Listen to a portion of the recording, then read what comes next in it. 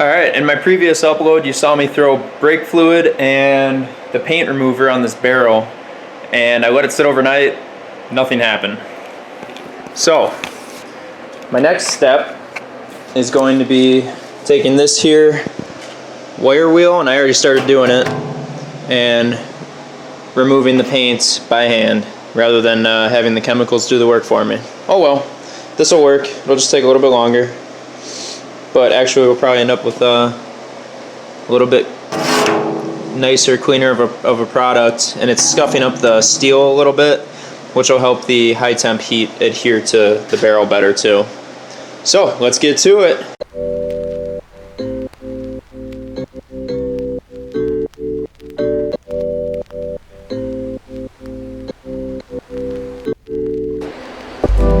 Alright, burned through the first battery already. Second one locked and loaded.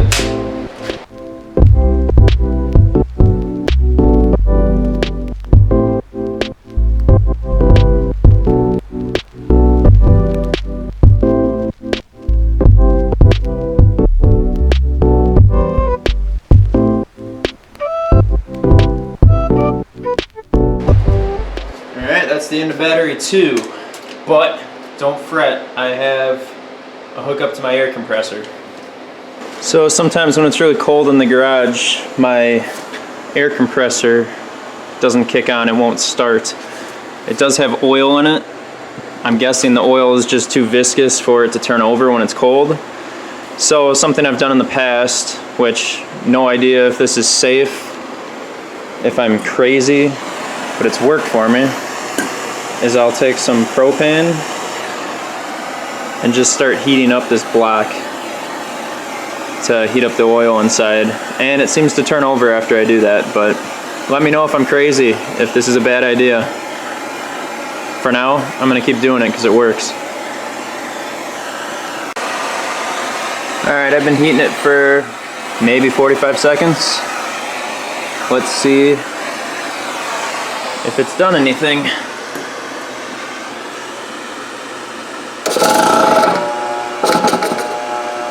No, not yet. I know this thing requires a bigger circuit than it's on too, so it really taxes my circuit for electricity to get it running. But it was free from a family friend. Maybe someday I'll bring more power out into the garage to operate it. I should really try and insulate it too to keep it warmer in the winter. I do have my electric heater running, but it doesn't really do much when my garage isn't very well insulated. Alright, let's try it one more time.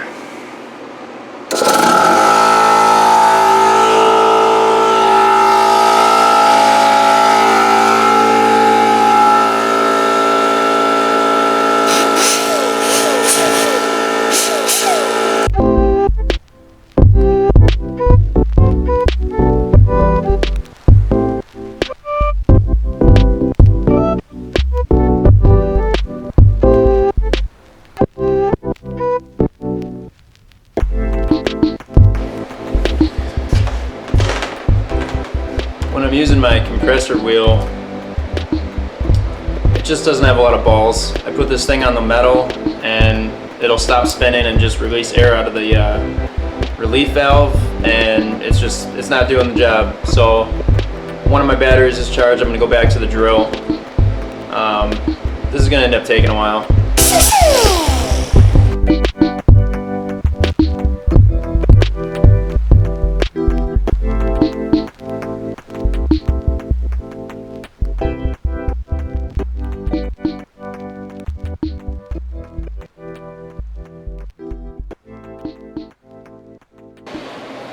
Alright, I've probably been at this about a half hour and I've got most of the top done, but this is going to take a long time to do this whole barrel the way I've been going at it.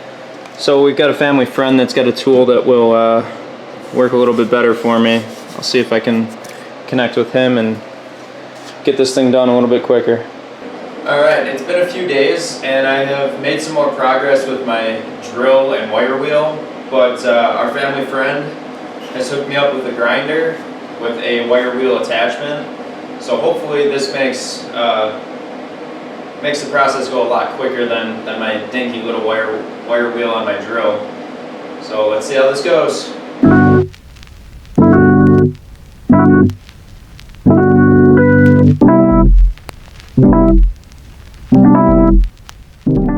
It is working much faster, but it doesn't look like it's taking it all the way down to the bare metal like my other attachments on my drill was doing. But nonetheless, this will work. I can always go over it with some rough sandpaper to get the primer and the paint to adhere better. But I wanted to show you guys this. I don't know how well that shows up, but there's little wires shooting out of the wheel and sticking into my pants legs. This tool is no joke.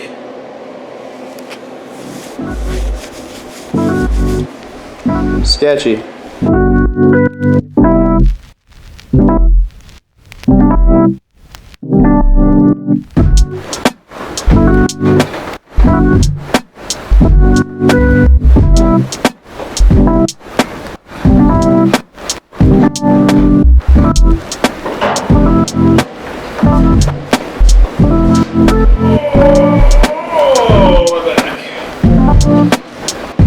It is going much quicker, but it's still slow. Oh, I wish the paint remover would have worked. I don't know what kind of paint this is, but it does not come off very easily. We're getting there though. A little bit at a time. It'll make for a much nicer product in the end. So it's worth it. Alright, I've just got a little bit left to go here, but I pretty much burned through the wire wheel on this grinder. It's not doing much anymore, so putting this guy to the side and finishing up with my Milwaukee drill and the little wire wheel that I started working with. Get this little area done, and then we'll be ready to start cutting holes into the barrel for this. Sorry, the lighting's kind of poor in here.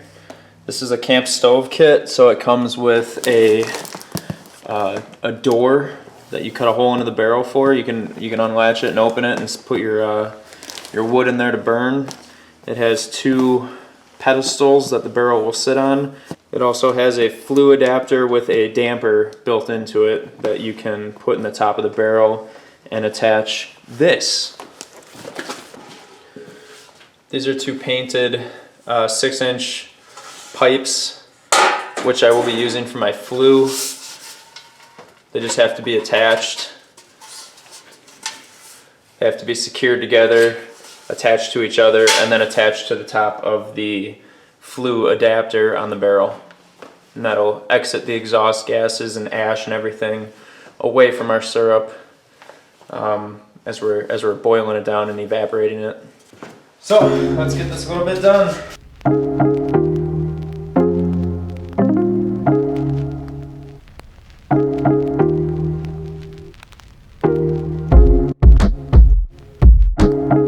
Alright, the barrel is completely paint free, down to the metal.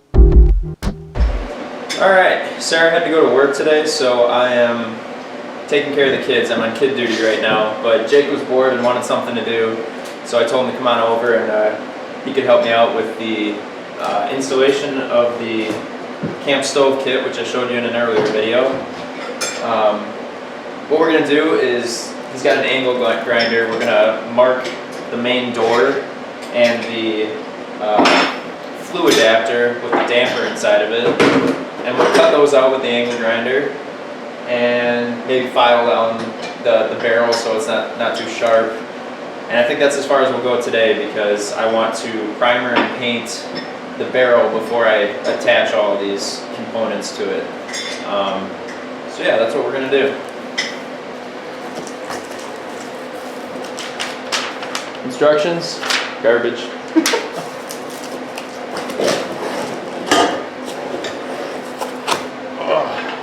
This is the main door. It just has gravity pins in it, so you can lift it up and out. It looks like we're missing a pin on the bottom. I hope that's in the package. There it is.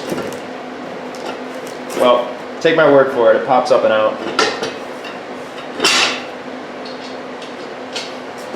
And then it's got a damper on the bottom here to allow airflow through the front of the barrel and up and out the flue.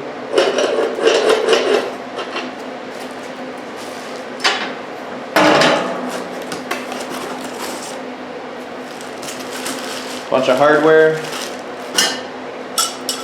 I'm not going to use this doohickey. That's just a handle you can put on the door, I believe, and pull it open, but it's super flimsy and gross looking. This is the flange and the damper. And then the feet for the barrel, so the barrel can sit flush on the ground.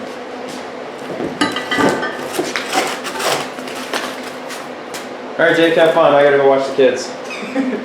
Alright, so I took off the damper on the front here so that we can mark the 4 corners to cut out a slot in the barrel for this. We also, I'll try and get this door off. Actually, we don't need to. And then we'll take a Sharpie and we'll mark this door. We'll pull this whole thing off, and Jake will be able to cut it with the angle grinder. What's an angle iron? Angle iron is just like a 90-degree channel. Oh, that's right. Yeah. Supporting channel. Sure. Excellent.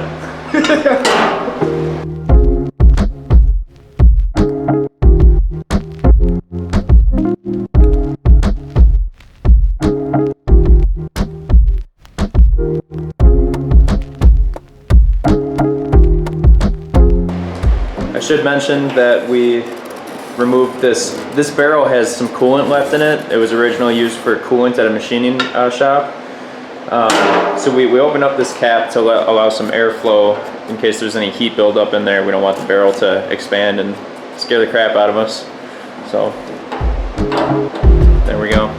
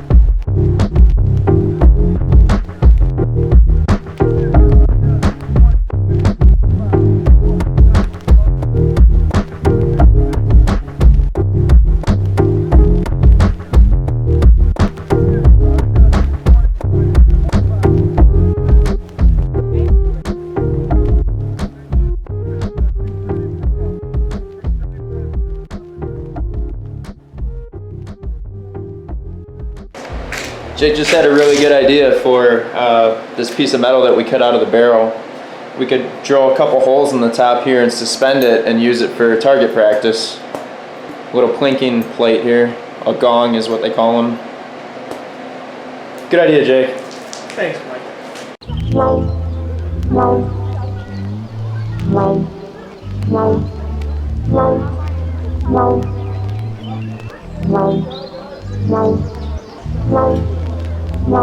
Jake and I decided to drill 2 opposed holes here and tighten some nuts and bolts on to hold it in place so we can drill the rest of them.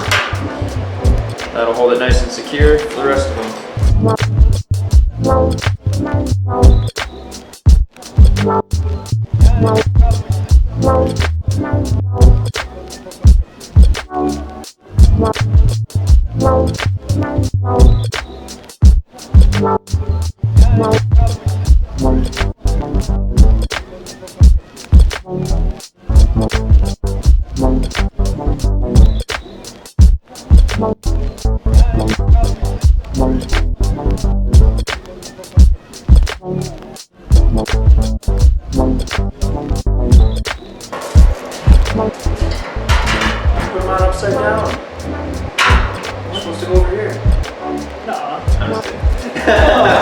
shit out of me.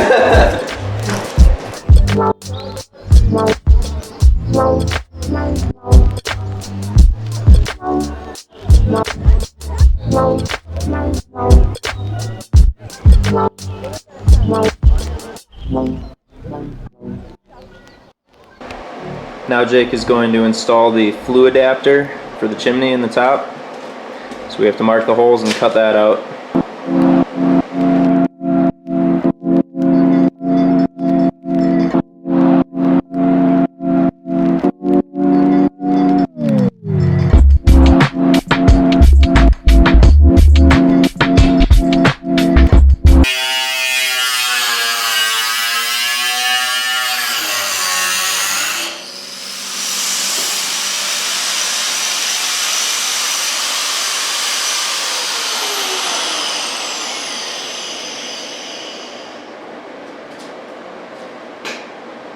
Lock your garage open.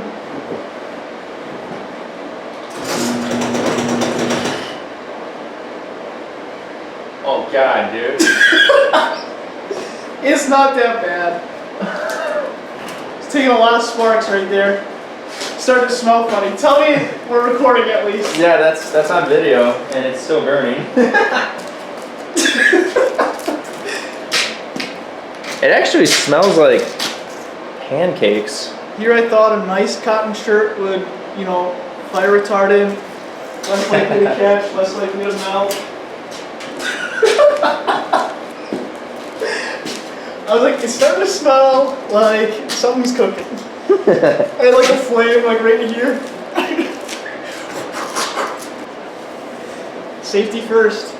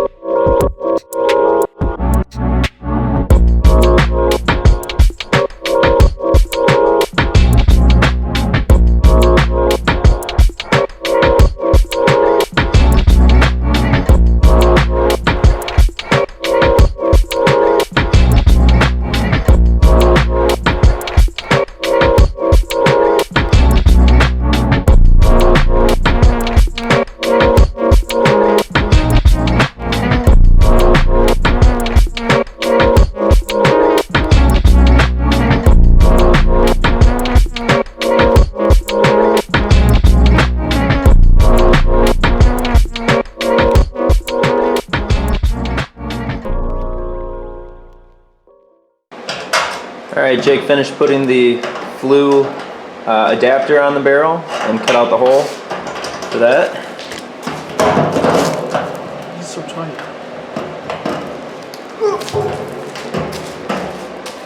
We're not going to tighten everything down since we will be taking all that off to primer and paint the barrel. But the next step is cutting a hole in the top right here that we can set our pans down in, which we'll fill with the maple sap to boil down and evaporate all the water content out of it to leave us with syrup. So that's the next step. I picked up 2 of these stainless steel 6-inch deep tubs on Amazon. I can post the link in the description. I'll post the link in the description for everything that I used on this project. But I've got 2 of these, so now we have to figure out how big of holes we have to cut to get them to fit in here.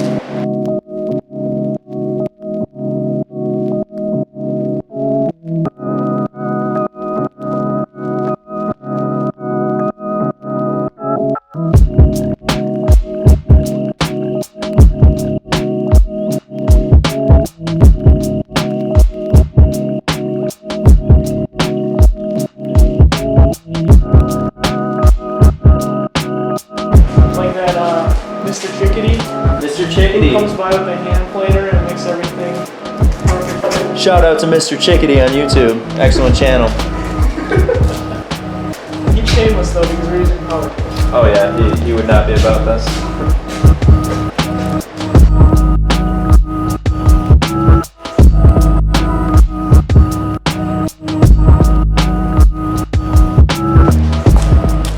Alright, we measured a set distance off this front lip and a set distance off this back lip, and then we laid the pans on top and saw where we wanted to cut these lines to get the pans to rest right on these cut edges, which will make more sense once this is out. In theory it should work in my mind. We'll see if it actually does or not, but Jake's gonna go ahead and cut this whole section out right now.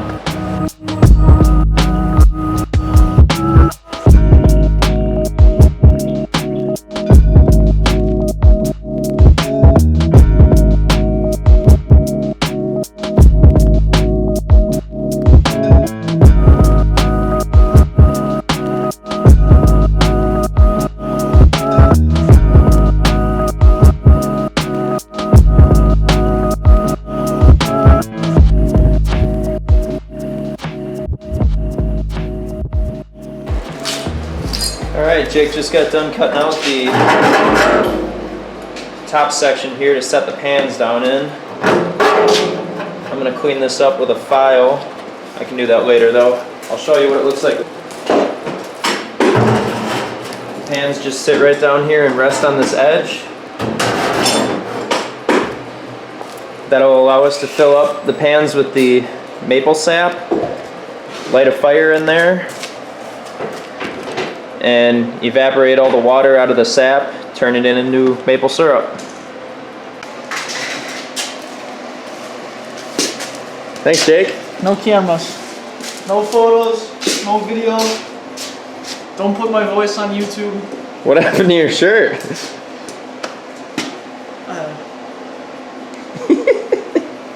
Thanks, buddy. Yeah. Now that Jake is done cutting out the holes in the barrel, I'm going to finish up with some filing work and shop vac out the remaining coolant that's down in the bottom of this barrel, clean it all out with a rag, remove the door frame and the pedestals, and we should be ready to apply our primer and paint then.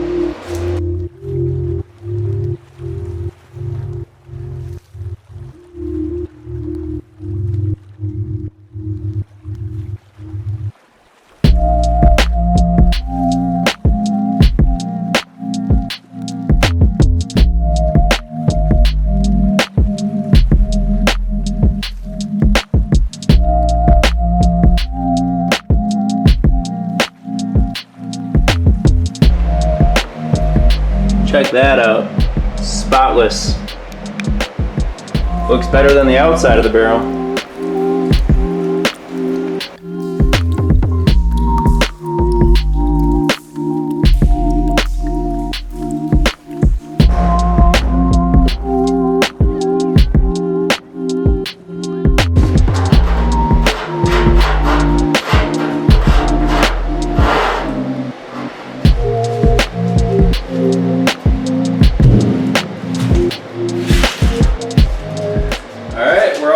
For priming and painting now.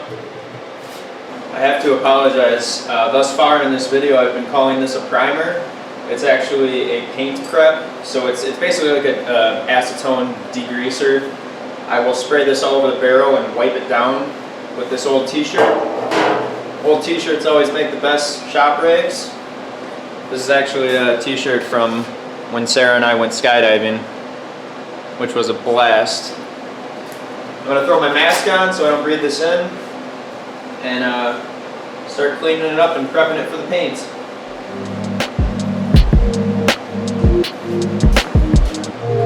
I cannot see a thing with these because this mask keeps fogging everything up, so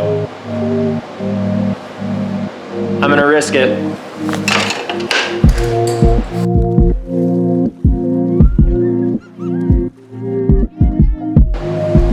Definitely lifting some of that remaining paint and metal shavings off.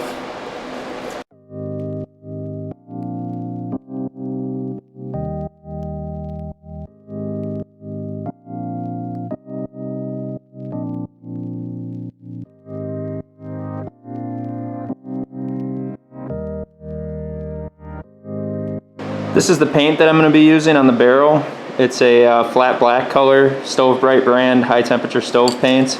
It does say on here to use Stove Bright high temperature primer, but in all honesty, I've got my garage heated right now and I just got my energy bill and it is pretty high from this electric heater. So I'm just gonna go ahead and start painting. I've watched some other videos from this company and they don't necessarily use the primer on every project. So I'm gonna go ahead and do it without the primer and see how it goes.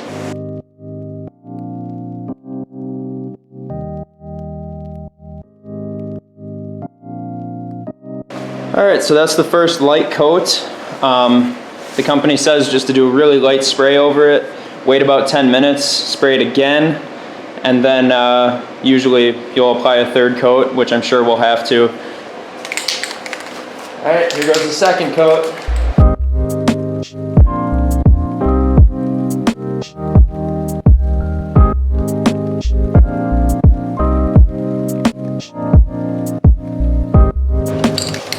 Third coat. I don't know if I'm gonna have enough to make it through this whole barrel. I still have to do the front side too, and it's running out.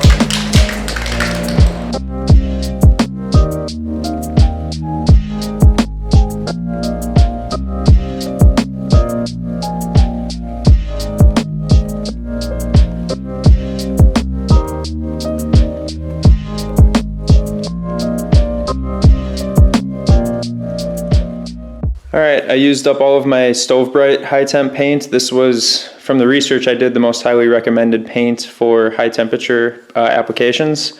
Unfortunately, I can't find this anywhere locally. I bought this on Amazon, but it took a while to get here, and I want to finish this up this weekend. So I'm going to run out to the store tomorrow. RustOleum makes a high temperature paint that's good for 2000 degrees. So I'm going to finish this with an entire can of RustOleum high temp paint tomorrow. I picked up some RustOleum high heat spray paint. It's good for 2000 degrees. I'm going to use this as the final coat on top of the paint that I've already got on there. Honestly, it's looking really good already. There are a couple little areas that I can see through to the metal. So just for insurance, I'm going to put this whole can on top of this barrel, and that should do it.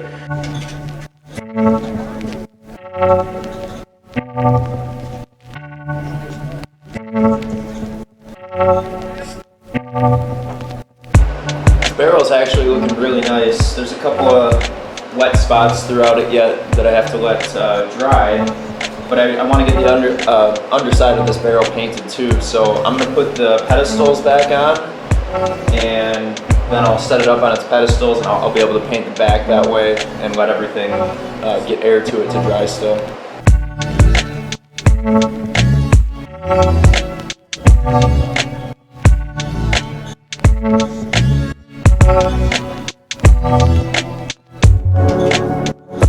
I figured while I've got the barrel up on its end, I'll put the door on right now because it'll be easier to do than when it's on its side. Be careful, the barrel's sharp.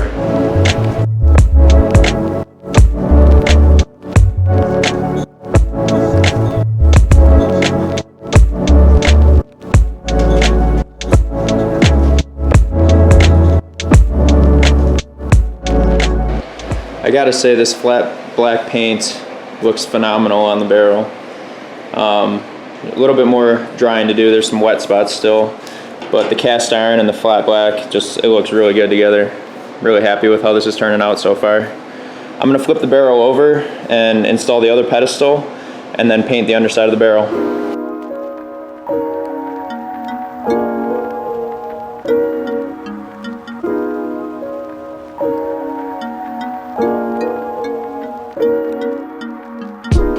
I have a little bit of paint left over, so I'm going to try and paint the inside around these cut edges we made, just to try and prevent any rust on the inside of the barrel. I don't know how well this will hold up against direct flames in the long run, but I've got a little extra paint, so I'm going to use it.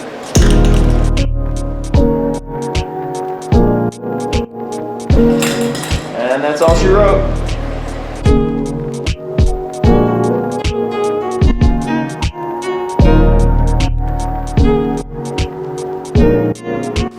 Alright, now that we've got the adapter installed, we can put the damper back in. So I'll do this outside quick so you can see it. So this rod slides inside the damper, and then there's a little bump right here. Turn it down, push it in, turn it up so it goes over this other ridge, and then turn it back down and it locks itself in place, and that's how you can turn the damper. So let's put it in.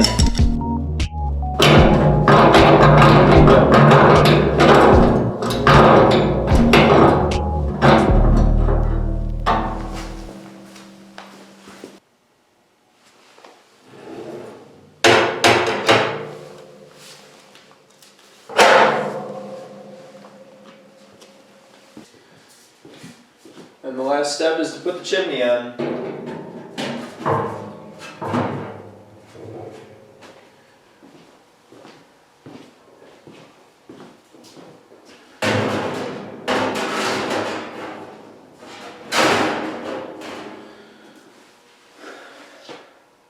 This turned out really nice. I'm not going to be using this for at least another month until the sap starts flowing. But there will be a burn-in period for the paint that I put on here, so I will, actually I'm getting ahead of myself. You want to put 2 or 3 inches, 2 inches I think, of sand in the bottom of the barrel. That'll act as an insulator so it just, the hot embers in there don't just burn right through the barrel. And then you want to do a burn-in period. I think they said maybe a couple hours or something, maybe not even, just to get it up to temp, and there'll be fumes and stuff released from the paint as it cures to the metal. After that's done, then you'd be good to go ahead and start filling these up with sap and evaporating them to turn them into syrup. Fun project. It went pretty smoothly, other than getting wire wheel wires all over my garage and spray paint and metal flakes and Jake setting himself on fire. Other than all that, pretty smooth. It was a fun project and I'm excited to use it. Stay tuned for when the sap starts flowing.